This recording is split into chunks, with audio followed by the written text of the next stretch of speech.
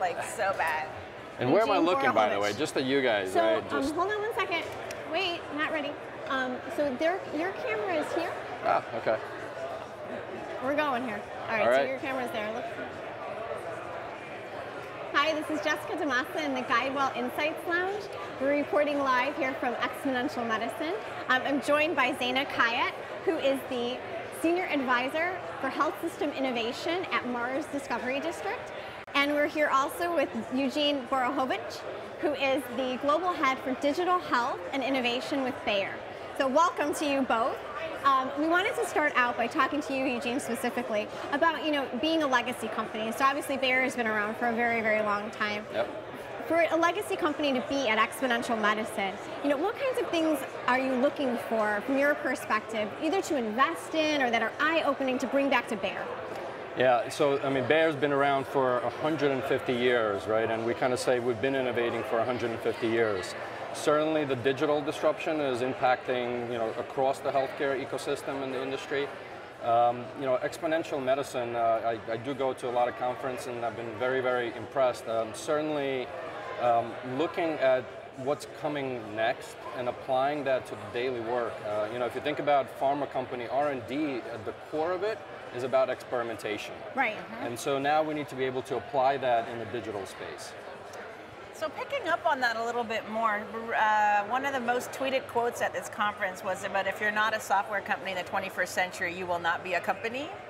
So what do you see as the top, 2 or 3 biggest, whether they're barriers or enablers, for legacy analog businesses to even be relevant in a digital world?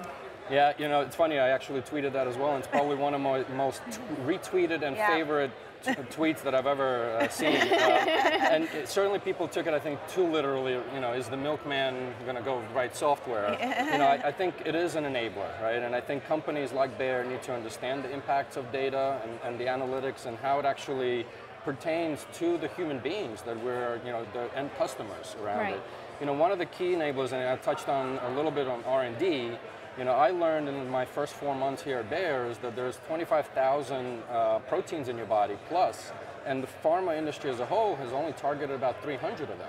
So there's still a lot of room for innovation in the molecular space, right? But I think the key enabler is actually taking those lessons learned, the 10-year plus cycles, applying them into the digital. So culture of that experimentation in the digital world is one piece, right? I think the second piece is risk, right? Yes, as David Alvarez mentioned today, there's a human at the end, right? So proceed with caution. And I think that we need to be able to find a balance as a company, as an industry, of the experimentation, given that there are humans on the other end that are actually end customers. What are you most excited about that you've seen here so far at xMed? So I know this is your first time here. Yes. And you're new in your role at Bayer. So what are you most excited about? Are there any exponential technologies that you just can't wait to bring back? So I'm not going to talk about specifically the technology, but I think a little bit of the mindset. What shocked me is the functional medicine, right? If you think about the pharmaceutical industry as a whole, very much therapeutic based on disease, and it was really an eye-opening keynote around the functional.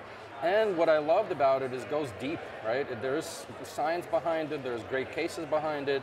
So that's a major shift that could happen in the industry, right? Around biotech and pharma and et cetera. So can we see some convergence between pharma and functional medicine maybe in the future? I actually hope so. I think the genomics is a big component. We obviously are part of it. We've taken steps in that direction as well.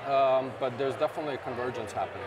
So picking up on the convergence, and this would be my last question, we still kind of bucket pharma as the pharma industry, devices as the device industry, and there's even a digital health industry, but really, if it's about the patients and this functional medicine, those industry lines will blur.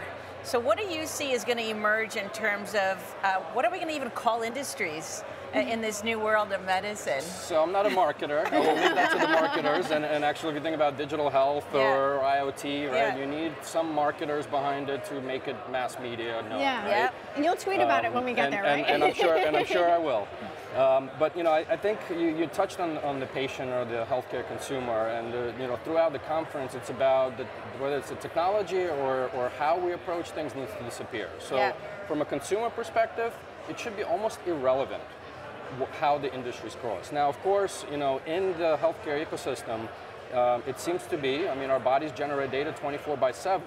At the end of the day, I'm a big believer that it's not going to be about individual player, and I'm a big healthcare consumerism advocate, and it's going to be up to us, the human beings, to actually make the shift across all of these industries. To answer the specific question, there's absolutely quite a bit of, so how do we work with a healthcare insurer? How do we work with, et cetera? So I think the lines were blurred, but I'm also a big fan of a free market economy in the sense, the best people to do it at the best, with the best knowledge, et cetera, right? Great. Excellent. So we were going to just ask too, and maybe this is springboarding off of that, what has you most optimistic about the future of healthcare? So I think just talking to colleagues, friends, it's really the adoption. I mean, I'm wearing 2 devices, and my girls, 12 and 14, they asked me, can we get some devices? I said, well, for what? Well, we want to compete. We want to, actually, win prizes over it. And so I think, my hope is that our future generation understand the impact of data. Okay. And how they view it and their impacts to their daily lives. Excellent. Eugene, that's a great answer.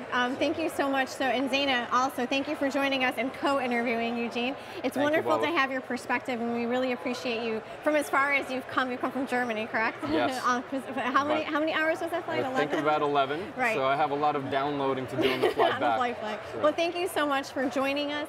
Thank you for joining us here at xMed, and also thank you for joining us here in the Guidewell Insights Lounge. I'm Jessica DeMassa, signing off.